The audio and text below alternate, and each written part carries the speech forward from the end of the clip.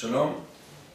Concernant la préparation halachique de Erev Shavuot, de la veille de Shavuot et de la nuit de Shavuot, alors on rappelle d'abord que historiquement parlant, le Ham Israël, sous le mont Sinaï, le 5 Sivan, le Ham Israël a reçu sur eux d'accepter la Torah, cette fameuse phrase connue de tous, Naaseh v'nishma. Nous allons accomplir les mitzvot et ensuite on comprendra. C'est pour ça que le rabbi précédent de Lubavitch et également le rabbi dans un de ses Mahamarim nous précise l'importance de s'approfondir sur ce sujet-là, d'accepter sur nous la Torah et les mitzvot, de prendre des décisions sur Torah et mitzvot la veille de Shavuot, comme ça s'est passé à cette époque-là, Naaseh v'nishma, dans tous les domaines, c'est-à-dire dans la Torah, dans l'étude de la Torah, se renforcer dans l'étude de la Torah, prendre des décisions pour se renforcer sur l'étude de la Torah, sur Gmilut Hasadim, qui peut comprendre les mitzvot, la tzedaka, et sur la avoda, qui est essentiellement représentée aujourd'hui sur la avoda tefila. Donc tout ça, ça doit simplement nous faire passer le message que ce jour-là, la veille de Shavuot, cette année-là, notre année Tafshin Gimel, ce sera donc mardi, que chacun réfléchisse et qu'il prenne sur lui des bonnes achlatot pour se renforcer en Torah, Avoda et Gmilut Hasadim. Bien sûr, en plus de ça, c'est marqué dans l'Ilchot Yom Tov, que la veille d'un Yom Tov, ça a aussi apporté dans l'Ilchot Chol HaMoed, dans le Siman Taf Lamed Aleph, que la veille d'un Yom Tov, on doit se couper les cheveux. Donc étant donné que beaucoup d'Ashkenazim ne sont pas coupés les cheveux pendant tout le Homer, jusqu'à la veille de Shavuot, donc celui qui a les cheveux longs, c'est pas simplement qu'il a le droit de se couper les cheveux à Shavuot, mais il a le devoir de se couper les cheveux pour rentrer dans la fête d'une manière propre, pour respecter bien sûr la fête, y compris se couper les ongles, comme c'est marqué la même chose pour la veille de Shabbat, dans Siman le Samer, la même chose pour Yom Tov. Et également, le Ham Israël on la coutume d'aller au mikveh la veille des fêtes, la veille des Yamim Tovim, bien sûr. Il y en a qui vont tous les matins, il y en a qui vont tous les Erev Shabbat, mais encore plus la veille des Yamim Tovim. Dans le Shulchan Aruch, on parle essentiellement d'une villa la veille de Yom Kippour, mais le Ham Israël, Baruch Hashem, ont cette coutume, et c'est une coutume qu'il est important de respecter pour recevoir la Torah avec le maximum de pureté possible. Donc le Ham Israël se rappellera, Erev Shavuot, de partir au mikveh après Chatzot, après-midi, bien sûr selon les horaires de la Torah. Et en dehors de ça, on va parler de quelque chose qu'on doit savoir, bien sûr, juste à l'entrée du Yom Tov de Shavuot, qui s'appelle Adlakat Nerot. Bien sûr, d'allumer les bougies de Shabbat, ça se fait par l'épouse, par la femme de la maison. Et il y a une discussion sur la coutume à respecter par rapport à allumer les Nerot, par rapport au moment d'allumer les Nerot, Erev Yom Tov. Puisque Erev Shabbat, on n'a pas le choix que d'allumer les Nerot lorsqu'on peut encore allumer les Nerot Shabbat, parce qu'il y a un certain moment où le Shabbat rentre, ou même par Safek, pendant Ben Hashmashot, on ne peut plus allumer les Nerot de Shabbat. Si la personne a leur oublié d'allumer les Nerot de Shabbat, il ne pourrait plus les allumer, à part bien sûr de faire intervenir un goy, un non-juif, pendant le moment de Ben Hashmashot. Mais le Yom Tov, étant donné qu'on a le droit d'allumer les bougies, bien sûr avec un feu existant, on peut allumer les bougies de Yom Tov, comme par exemple en Chutz Laaretz, où on a des fois deux Yamim Tovim qui se suivent, et donc ou un Motzei Shabbat qui rentre dans un Yom Tov, donc on peut allumer des Nerot pour le revoir de Yom Tov avec bien sûr un feu existant. Donc on aurait pu aussi allumer les bougies de Yom Tov le soir de Shavuot dans la nuit, le plus proche par exemple du Kiddush. Mais il y a cette coutume qui est respectée par beaucoup du peuple juif, chacun il fera bien sûr selon ses coutumes. C'est mentionné déjà dans le Drisha, enfin le fils du Drisha mentionne que sa mère allumait les bougies de Yom Tov la veille de Yom Tov, exactement comme la veille de Shabbat, c'est-à-dire bien avant la Shkia.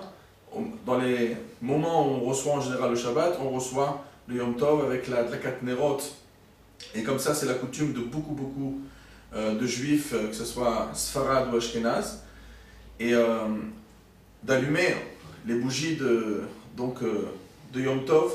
Il y a encore un autre sujet, c'est qu'il y a la bracha, la liknerot shel Shabbat, enfin, d'allumer les bougies, la liknerot shel Yom Tov. Et à part ça, il y a une discussion sur le Shechianu. Est-ce qu'on fait Shechianu pour la Dlakat Nerot? Alors le minhag Ashkenaz, presque répandu partout, c'est de faire Shechianu, malgré que ça n'a pas été mentionné dans le Talmud, mais c'est de faire Shechianu sur la Dlakat Nerot. C'est le minhag Chabad également. Donc pour résumer, il y a énormément de minhagim Ashkenaz, y compris Chabad, d'allumer les Nerot de Yom Tov avant la Shkia, au même moment où on est censé allumer les Nerot de Shabbat, et avec le Shechianu. Maintenant, s'il y a d'autres coutumes, il y a des coutumes qui allument les Nerot de Yom Tov, comme j'ai dit avant, la nuit. Il y en a encore plus qui font ça spécialement pour Erev Shavuot. C'est-à-dire que malgré que toutes les autres fêtes, il y en a qui allument les Nerot de Yom Tov avant la Shkia, pour Shavuot spécialement, pour le Inyan de Tmimot, pour que les jours de Surat HaOmer soient complets, ils allument les bougies de Yom Tov d'Afka à la sortie de la nuit, ça veut dire à la sortie des étoiles. Donc chacun respectera son minhag.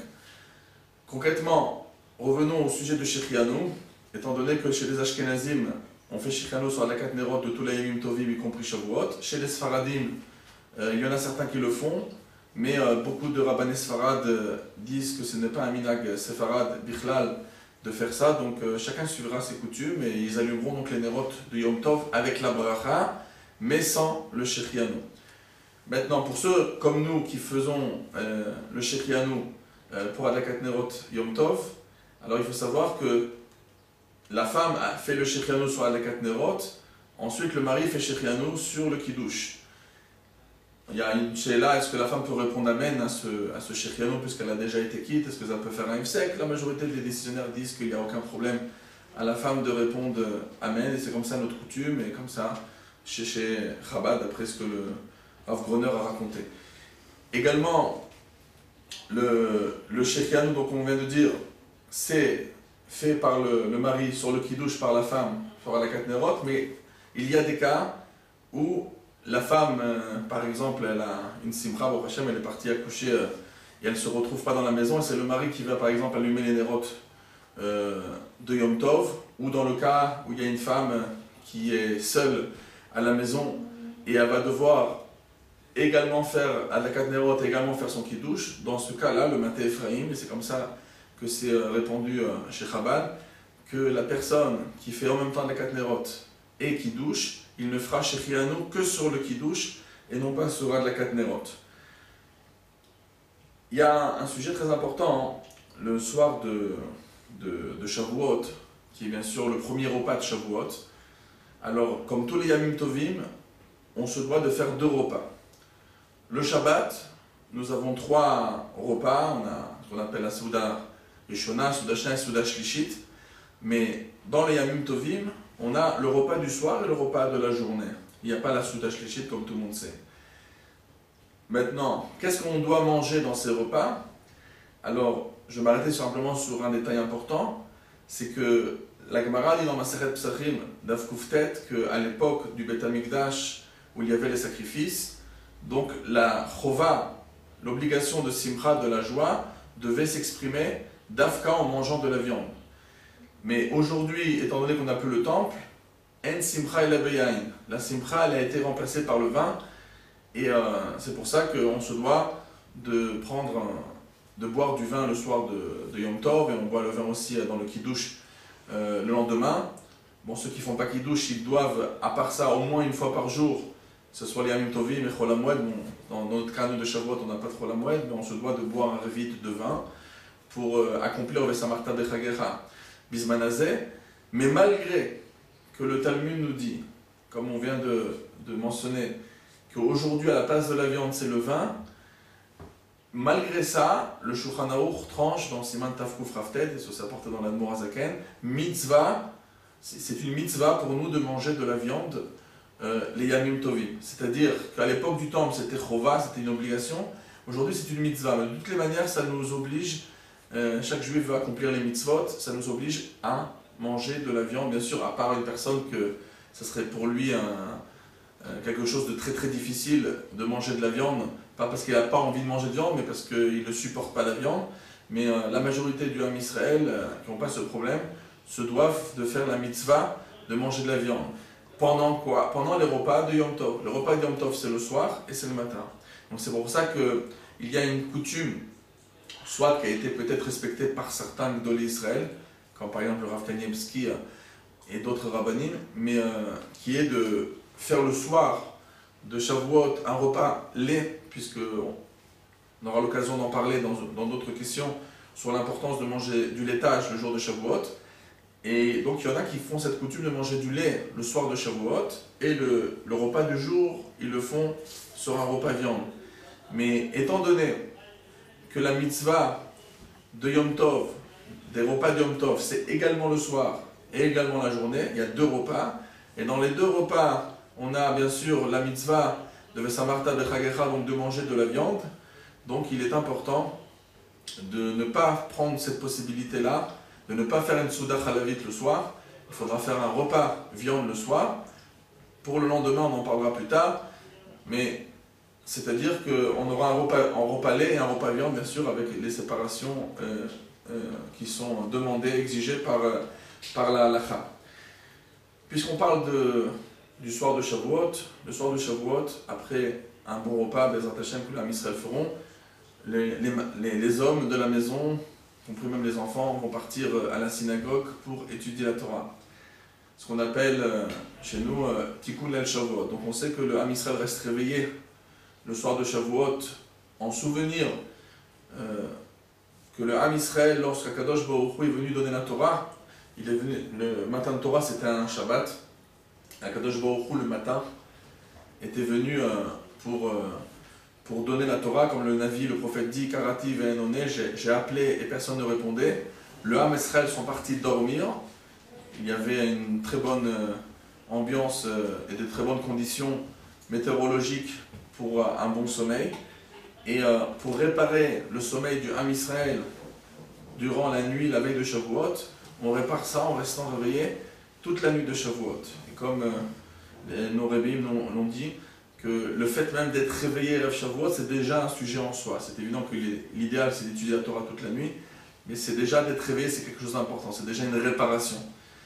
Et donc, cette coutume, elle provient de où? Alors, c'est vrai que quand on regarde le Shulchan Aruch, c'est une question toujours qui nous intrigue de savoir les coutumes de la nuit de Shavuot et de qu'est-ce qu'on doit étudier. Lorsqu'on regarde le Shulchan Aruch, on n'y trouve rien du tout. C'est mentionné plutôt dans le Shara Kavanot, c'est-à-dire dans les écrits du Rav Chaim Vital qui, bien sûr, qui marquent là-bas la Torah, tous les enseignements du Harizal. Donc, c'est le Harizal qui mentionne la coutume, pas simplement d'être réveillé, parce que cette coutume elle est déjà marquée même avant dans le Zohar HaKadosh, dans Parashat Emor. C'est même marqué là-bas le terme le Tikkun, on lit le Tikkun le soir de Shavuot. Mais concrètement, les coutumes de bien rester réveillé avec toutes les directives quoi étudier, c'est inscrit dans le Shara Kavanot du Harizal et ça a été apporté par un des grands décisionnaires du Shulchan Aruch qui s'appelle le Magen Avraham dans le Siman Tav Tzadik Dalet dans Ilchot Shavuot. Donc, le Ham Israël respecte Baruch Hashem cette coutume, que ce soit Sfarad, Ashkenaz, toutes les rites en général du Ham Israël respecte ce minhag de rester réveillé. Concernant le sujet étudié, il est évident que dans la source première qui est le Shara Kavanot, là-bas c'est précisé toute une liste particulière avec une étude du Tanakh. Chacun bien sûr il a un tikkun où c'est inscrit les parties du Tanakh et des parties des Mishnayot jusqu'à étudier la Megillat Ruth également, donc qui fait partie du Tanakh. Des parties de Zohar, etc. Et ça, c'est cette étude-là qu'on appelle en 2 mots le Tikkun l'El Shavuot. Ce Tikkun-là, c'est la meilleure chose à faire le soir de Shavuot. Le Shloach Kadosh fait la remarque de beaucoup de personnes qui pensaient que le tikkun était plutôt réservé à des gens qui ne savent pas trop étudier, mais que pour des gens qui sont des Talmidei Chachamim, alors pourquoi pas s'approfondir dans la profondeur de notre Talmud ou d'autres ouvrages profonds de notre Torah. Mais donc le Shloach Kadosh, le Rabbi Shaya Horvitz, rappelle qu'il est très important pour tous, qu'on soit Talmid Chacham, qu'on soit érudit en Torah ou pas, de respecter cette coutume de Tikkun Chatzot. C'est vrai que dans la partie litaïte, lituanienne du Ham Israël, alors c'est un peu fondé sur les paroles du Gaon de Vilna et d'autres Chachamim qui ont dit que l'essentiel c'est d'étudier, et d'étudier que ce soit le Talmud. Mais comme j'ai dit avant, bon, chaque coutume est importante mais à respecter, mais la coutume première c'était de faire le Tikkun Chatzot, et ceux qui sont proches de la Kabbalah et des enseignements de la Kabbalah comme les Sfaradim et beaucoup de Chassidim font donc le Tikkun de l'El Shavuot le soir de Shavuot.